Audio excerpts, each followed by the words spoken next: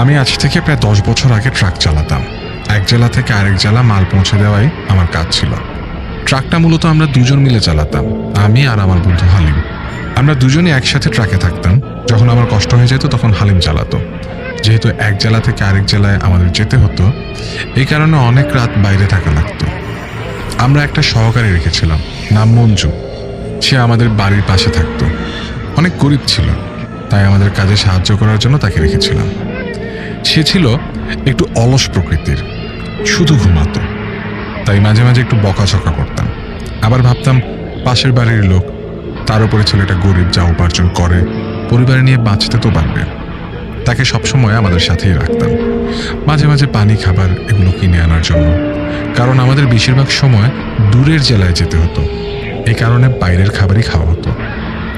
একদিন রাতে হঠাৎ মালিকের ফোন এলো, আগামীকালের মধ্যে তোমাদের দিনাজপুর থেকে মাল নিয়ে আসতে হবে। আর তাই দেরি না করে রাতের মধ্যে হালিম আর তোমার ওই সহকারীকে নিয়ে রওনা হয়ে যাও। আর তাদের জরুরি একটা ফাইলও মালিকের দিনাজপুরে থাকা অফিস থেকে আনার কথা ছিল। তাই আমি দেরি না করে ফোন করে হালিমকে আমার বাড়ি ডাকলাম, সাথে মঞ্জুকেও। হালিমকে যাওয়ার জন্য প্রস্তুতি নিয়ে আসতে বলেছিলাম। আমরা আমার বাড়িতেই রাতে খাওয়া শেষ করলাম। সেদিন মা দেশি মুরগি রান্না করছিলেন। আমাদের খাওয়ার পর মা আমাদের তিনজনের জন্য বক্সে দিয়ে দিলেন। বললেন, বাবা এত দূরে যাচ্ছিস, খিদে পেলে তিনজনে ভাগ করে খেয়ে নিস। তারপর আমরা রাত 10:30টার সময় দিনাজপুরের উদ্দেশ্যে রওনা দিলাম। আমাদের এখান থেকে দিনাজপুর অনেক দূর। কথা ছিল আমি প্রথমে গাড়ি চালাবো আর হালিম ঘুমাবে। এরপর আমি ক্লান্ত হয়ে গেলে আমি ঘুমাবো, হালিম চালাবে। আর মঞ্জু, সে তো গাড়িতে ওঠার কিছুক্ষণ পরেই ঘুমে বেহুশ। আপাতত ওর কোনো কাজ নেই বলে ওর ঘুম ভাঙালাম না। ভাবলাম যখন দরকার হবে ডেকে নেব। আমরা বিভিন্ন গল্প করতে লাগলাম এবং গাড়িও চলতে লাগলো। যখন রাত 12টা, আমি ঘুমিয়ে গেলাম আর হালিম গাড়ি চালাতে লাগলো। হালিম রাত 2টা পর্যন্ত গাড়ি চালালো। তারপর আমি জেগে গেলাম। হালিম আমাকে বলল তার খিদে পেয়েছে। আমি বললাম তাহলে খাওয়া যাক। আমাদের গাড়িতে সবসময় একটা জগ থাকতো, কিন্তু এবার পানি আনার পালা। আমি মঞ্জুকে উঠিয়ে দিলাম, অনেক ঘুমিয়েছে। আমি ওকে ডাকলাম, মঞ্জু অনেক ঘুমিয়েছিস, এবার তো একটু জাগ। বলার সাথে সাথে ও জেগে গেল। ওকে বললাম যা একটু পানি নিয়ে আয়। বলে রাখা ভালো, আমরা এর আগে অনেকবার দিনাজপুর গিয়েছি, তাই আমাদের সব রাস্তায় চেনা। আমরা যেখানে অবস্থান করছিলাম তার পাশে একটা নদী ছিল। নদীর নামটা আমার মনে ছিল না। তারপর মঞ্জু পানি আনতে গেল। পানি আনতে যাওয়ার পর অনেক সময় চলে গেল, কিন্তু মঞ্জু আসছে না। আমি আর হালিম দুশ্চিন্তা করছিলাম, মঞ্জু তো গেল অনেকক্ষণ, কিন্তু আসছে না তো। কি হলো? ওর কোনো বিপদ হলো নাকি? ওখানে গিয়ে ঘুমিয়ে গেল না তো আবার? তারপর এক পর্যায়ে সিদ্ধান্ত নিলাম যে আমি আর হালিম নদীর ঘাটে গিয়ে দেখব মঞ্জুর কি হয়েছে। তো আমরা দুজন চলে গেলাম নদীর ঘাটে। গিয়ে দেখতে পাই মঞ্জু জ্ঞান হারিয়ে নদীর ঘাটে পড়ে আছে। আমরা গিয়ে ডাকলাম, মঞ্জু, এই মঞ্জু কি হয়েছে? তবুও তার জ্ঞান ফিরছিল না। তারপর মুখে পানি ছিটানোর পর জ্ঞান ফিরল। ও তখন বলল কিছু একটা দেখে ভয় পেয়ে জ্ঞান হারিয়েছে। তারপর ওকে দুজন মিলে ধরে নিয়ে গেলাম গাড়িতে। ওকে গাড়িতে নিয়ে আসার পরেই সমস্যা শুরু হলো। গাড়ির গতি যেন বাড়ছিলই না। হালিম বলল চল আমরা আরেকটু পরে খাই, দে আমি গাড়ি চালাই। এরপর হালিম গাড়ি চালাতে লাগলো। আর তারপরে হালিমের মনে হলো কাউকে যেন সে চাপা দিয়েছে। সে বলল আমার মনে হলো কাউকে চাপা দিয়েছি, চলো তো পিছনে গিয়ে দেখি। তারপর দেখতে গেলাম। মঞ্জুকে ডাকলাম, কিন্তু ঘুম থেকে উঠলো না। আমি বললাম থাক, ওর যাওয়ার দরকার নেই। আমি আর হালিম গেলাম। গিয়ে দেখি কিছুই নেই। আবার হালিমের নাকি মনে হচ্ছিল আমাদের পেছনে কেউ আছে। আমি বললাম তুই একটু ভাত খেয়ে নে আর বিশ্রাম নে, তুই মনে হয় ক্লান্ত। তারপর আমরা খেলাম। মঞ্জু কিন্তু খেলো না, সে ঘুমিয়েছিল। আমরা ওর খাবার রেখে দিলাম। তারপর আমি গাড়ি চালাতে লাগলাম। এবার আরো বড় সমস্যা এসে উপস্থিত হলো। আমরা স্পষ্ট গাড়ির হেডলাইটের আলোতে দেখতে পেলাম আমাদের সামনে 2টা রাস্তা, একটা ডানে গেছে একটা বামে। এবার আমি বললাম কোন দিকে যাব? এর আগে তো এরকম দেখিনি, কতবারই তো এসেছি।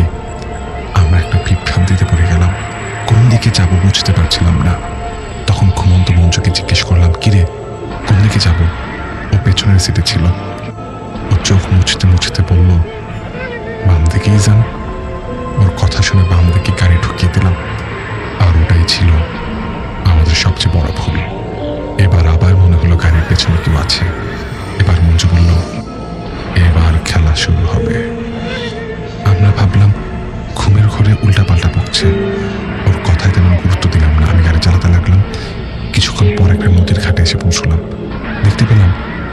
আগুন জ্বালিয়ে কিছু লোক গোল হয়ে বসে আছে। তাদের মধ্যে একজন 50-60 বছর বয়সী একজন লোক ছিল। সে আমাদের দেখে বলল, তোমরা এসে গেছো, আমি জানতাম তোমরা আসবে, তোমাদের তো আসতেই হতো। এরপর সে বৃদ্ধ লোকটা কি পরে যেন আগুনে কিছু একটা ছিটিয়ে দিল, আর সাথে সাথে নদী থেকে একটা বিশাল প্রাণী উঠে আসলো। আমার বন্ধু হালিমের দিকে যখন আসছিল সে বারবার বলছিল, আমার মায়ের না, সাইরা দেন, আল্লাহর দোহাই লাগে সাইরা দেন। কিন্তু লাভ হলো না। প্রাণীটা একটানে হালিমের শরীর থেকে মাথাটা আলাদা করে চিবোতে লাগলো, আর তার কিছুক্ষণ পরেই প্রাণীটা পানিতে ডুবে গেল। আমার চোখের সামনে কিছুক্ষণের মধ্যে আমার বন্ধু হালিম ছিন্ন ভিন্ন হয়ে গেল, আমার চোখের সামনেই হারিয়ে গেল। আমার হাত পা চলছিল না, আমি অসহায়ের মতো দাঁড়িয়েছিলাম। আর হালিম মরার সাথে সাথে ওই লোকটার বয়স 50-60 থেকে কমে 30-35 বছর হয়ে গেল। ওই লোকটার শরীরে ভাষা দেখে মনে হচ্ছিল এবার আমার পালা। তখন আমি ভাবছিলাম আজ আমার জীবনের শেষ দিন। তখনই হঠাৎ কোথা থেকে যেন মঞ্জু চলে এলো। সে আমাদের গাড়িতে একটা আল্লাহ লেখা প্লেট ছিল, সেটা নিয়ে এলো। আমার গায়ে ছুঁয়ে দেওয়ার সাথে সাথে আমার হুঁশ চলে এলো। আমি তখন দেখতে পেলাম দুজন মঞ্জু, আমি আর আসল মঞ্জু এক দৌড়ে আমাদের গাড়ির কাছে চলে এলাম। তারপর গাড়ির সর্বোচ্চ গতিতে চালানোর চেষ্টা করলাম, কিন্তু কোনোভাবেই চালাতে পারছিলাম না। বারবার একই জায়গায় ঘুরপাক খাচ্ছিলাম, কিন্তু কোনো মানুষই চোখে পড়ল না। সারা রাত আমি আর মঞ্জু ওখানেই ছিলাম। এবার সকাল হয়ে গেল। কিছু লোক এসে আমাদের জিজ্ঞেস করলো আমরা এখানে কি করছি। সব খুলে বলার পর তারা বলল গতকাল ছিল চন্দ্রগ্রহণের রাত। এই রাতে শয়তানের পূজারীরা কালো জাদু চর্চা করে। তারা শয়তানকে খুশি করার জন্য মানুষ বলি দেয়। গতকাল আমরা দেখেছি আপনাদের গাড়িটা এক জায়গাতেই ঘুরছিল, কিন্তু আমরা বুঝতে পেরেছিলাম আপনারা এরকম কোনো ঝামেলায় পড়েছেন, তাই আসেনি। তারপর আমরা বাড়ি চলে গেলাম। এখনো আমার হালিমের কথা মনে করে মন খারাপ হয়। আমি সেদিন যদি ওই বহুরূপীর কথা না শুনতাম তাহলে হয়তো হালিম আজও বেঁচে থাকতো। এরপর থেকে সব কাজ দিনেই শেষ করতাম আমি, রাতে আর কোথাও যেতাম না, এখনো যাইনি। আমি নাজিম উদ্দিন, সৌদিতে থাকি, তাই আমি চাই আমার ঘটনা সিলেক্ট হলে আপনারা পড়ে শোনান। আমি সৌদিতে আসি 2016 সালে। তারপর অনেকদিন বেকার থাকার পর একটা হাসপাতালে চাকরি পাই। আমার পজিশন ছিল অ্যাসিস্ট্যান্ট সুপারভাইজার। আমি সাধারণত 3rd and 4th ফ্লোরে দেখাশোনা করতাম। 5th ফ্লোরে ছাদ, সবসময় ঘোরাফেরা দেখাশোনা করার কারণে প্রায় মাসখানেকের ভেতরে সবার সাথে মোটামুটি ভালোই সম্পর্ক হয়ে যায়। সৌদি আরবের এই হসপিটালগুলোতে বেশিরভাগই ফিলিপিন্সের কর্মীরা কাজ করে। আমাদের হসপিটালের প্রায় সব নার্সই ফিলিপাইন্সের, প্রায় 115-20 জন নার্স। প্রথম মাসে আমার ডিউটি ছিল দিনে, কিন্তু দ্বিতীয় মাসে আমার ডিউটি পড়ে রাতে, মানে রাত 8টা থেকে 4টা। আমি প্রায় 2-3 ঘন্টা পর পর সিগারেট খাওয়ার জন্য ছাদে যেতাম। অনেকেই স্মোকিং করার জন্য যেত, ওয়ার্কার, নার্স। প্রথম দিন আমি বেশ ভালোভাবেই ডিউটি করি। দ্বিতীয় দিন আমি রাত 12টায় যখন ছাদে সিগারেট খেতে গেলাম, আমি দেখতে পেলাম ছাদের এক পাশে একটা মেয়ে বসে আছে। দেখে মনে হচ্ছিল নার্স। আমি ভাবলাম হয়তো সিগারেট খাওয়ার জন্য এসেছে। দ্বিতীয়বার আমি যখন আবার 2:30টার দিকে গেলাম, দেখলাম সে একই জায়গায় বসে আছে। পরদিন আমি আবার সেই মেয়েকে দেখতে পেলাম একই জায়গায় বসে আছে।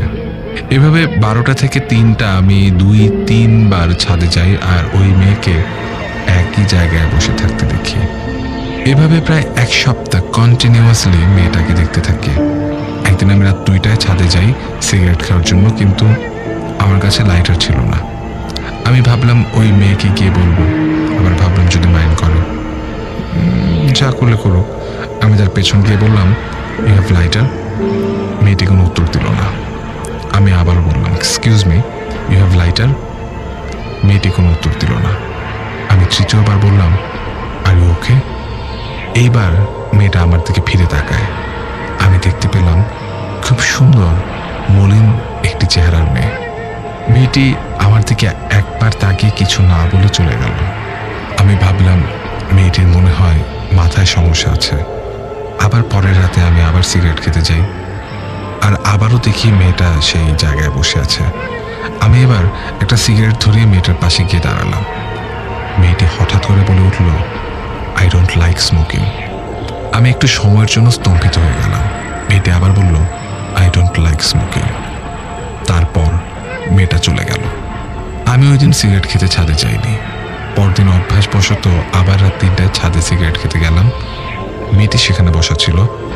আজ আমি আর সিগারেট ধরলাম না। আমি মেয়েটাকে জিজ্ঞেস করলাম, হাউ আর ইউ? সে বলল, ফাইন। তারপর আমি তার সাথে কথা বলতে চেষ্টা করি, কিন্তু মেয়েটি মনে হয় আমার সাথে কথা বলতে ইন্টারেস্টেড না। জানতে পারি তার নাম জেসা। তারপর আমার একটা কল আসে, আমি নিচে চলে যাই। পরদিন আমি আবার তার সাথে কথা বলি। এভাবে প্রায় 10-15 দিন যায়। আমি তার সাথে কথা বলার জন্য রাতে 2 থেকে 3 বার চলে যেতাম। এর মধ্যে আমাদের খুব ভালো বন্ধুত্ব হয়ে যায়। কিন্তু আমি একটা জিনিস লক্ষ্য করতাম যে সে যদি সবসময় ছাদে থাকে তাহলে তার ডিউটি কোন সময় করে। আমি তাকে এই বিষয় জিজ্ঞেস করলে সে কথা এড়িয়ে যায়। আরেকটা বিষয় হলো, আমি আর ও যখন কথা বলি তখন ছাদে আর কেউ থাকে না। একদিন একজন স্টাফ হঠাৎ করে ছাদে এসে সিগারেট খেতে। আমি তার সাথে কথা বলার জন্য একটু পাশে ফিরি। সে আমাকে জিজ্ঞেস করলো, কি করেন? আমি বললাম, আমি জেসার সাথে কথা বলছি। ছেলেটা বলল, কি বলেন? এখানে তো কেউ নেই। আমি পেছনে ফিরে দেখি আসলেও কেউ নেই। আমি ভাবলাম জেসা হয়তো নিচে চলে গেছে, কিন্তু যেতে হলে তো আমার সামনে দিয়ে যেতে হবে। আমি জিনিসটা হালকাভাবেই নিলাম। এভাবে আমার আর জেসার মধ্যে একটা ভালো রিলেশনশিপ হয়ে যায়। আমি এখন আর ছাদে সিগারেট খেতে চাই না। আমি জেসার সাথে কথা বলতে চাই। এর কিছুদিন পর HR অফিসে আমাকে ডাকা হয় এবং আমাকে তারা ক্যামেরা দেখিয়ে বলে, আপনি এতক্ষণ ছাদে কি করেন? আমি তাদের বলি স্মোকিং এটসেট্রা। ক্যামেরাটা ছাদের দরজার পাশে ছিল। আমি ক্যামেরার রেকর্ডটা চেক করি রাত 2টা থেকে 3টা পর্যন্ত, কিন্তু আমি ক্যামেরাতে জেসাকে ওপরে উঠতে বা নামতে সিঁড়িতে দেখতে পাইনি। আমি কিছুটা চিন্তিত হয়ে গেলাম। তারপর আমি অন্যান্য দিনের ক্যামেরা চেক করি, কিন্তু আমি জেসাকে খুঁজে পাই না। তার পরদিন থেকে আমার ডিউটি দিনে সিলেক্ট হয়। আমার মন খুব খারাপ হয়ে যায়। কিভাবে যে জেসার সাথে কথা বলবো? তার পরদিন আমি সকালে সব ফ্লোরে জেসাকে খুঁজি, কিন্তু পাই না। আমি স্টাফের রেকর্ড চেক করি, কিন্তু জেসাকে পাই না। আমি ভাবলাম রাতে হয়তো ডিউটি করে। আমি অফ ডিউটিতে রাতে চলে আসি একবার কথা বলার জন্য জেসার সাথে, কিন্তু ছাদে গিয়ে আমি জেসাকে খুঁজে পাই না। আমি রাত 4টা পর্যন্ত অপেক্ষা করি, কিন্তু জেসা আসেনি। আমি তার দেওয়া নাম্বারে কল দিলাম, কিন্তু আশ্চর্য ব্যাপার হলো নাম্বারটি আনরেজিস্টার্ড ছিল। আমি পাগলের মতো হয়ে যাই। জেসাকে পুরো হসপিটাল খুঁজি, কিন্তু পাই না। আমি একজন পুরান স্টাফকে নাম বলতে সে আমাকে জিজ্ঞেস করে দেখতে কেমন। আমি তার চেহারার বর্ণনা দিই, আর ওই স্টাফ আমার দিকে বড় বড় চোখ করে তাকিয়ে থাকে। আমি জিজ্ঞেস করলাম কি হয়েছে? সে কিছু না বলে চলে গেল। আমি বুঝলাম কোনো একটা সমস্যা আছে। আমি দিন দিন জেসার জন্য পাগল হয়ে যাচ্ছিলাম। কাজে মন বসছে না, শুধু ছাদে গিয়ে বসে থাকতাম। আমাকে অফিস থেকে ওয়ার্নিং দেওয়া হয়েছে, এভাবে করলে চাকরি বাঁচানো মুশকিল হয়ে যাবে। আমি কোনো দিক না ভেবে অফিসার একজন ইন্ডিয়ান ছেলেকে কিছু টাকা দিয়ে বললাম যে জেসা নামের কেউ কি এই হসপিটালে কাজ করে কিনা চেক করতে। সে কম্পিউটারে সব কিছু খুঁজে এসে বলল, বর্তমানে জেসা নামের কেউ নেই, তবে 1 বছর আগে কোনো এক জেসা নামের মেয়ে এখানে কাজ করত, কিন্তু হঠাৎ তার ফাইল ক্লোজড হয়ে যায়। কিন্তু ঠিক কী কারণে তা বলা নেই। আমি মনে মনে ভাবলাম, তাহলে আমি যার সাথে এতদিন কথা বলে আসছি সে কে? আমি হসপিটালের পুরনো সিকিউরিটি গার্ডকে জিজ্ঞেস করলাম এরকম কোনো মেয়েকে সে আসতে দেখেছে কিনা। সে বলল না। আমি তাকে ভালো মতো চেহারার বর্ণনা দিলাম, নাম বললাম। তখন সে আমাকে বলল সে কিচ্ছু জানে না, কিন্তু তার চেহারার দিকে তাকিয়ে আমি বুঝলাম সে আমার কাছ থেকে কিছু একটা লুকাচ্ছে। আমি তাকে অনেক জোর করলাম, কিছু টাকা দিলাম। তারপর সে বলল আজ থেকে 1 বছর আগে এখানে এইরকমই একটা মেয়ে কাজ করত। মেয়েটি ওই হসপিটালের একজন স্টাফের সাথে প্রেম করত।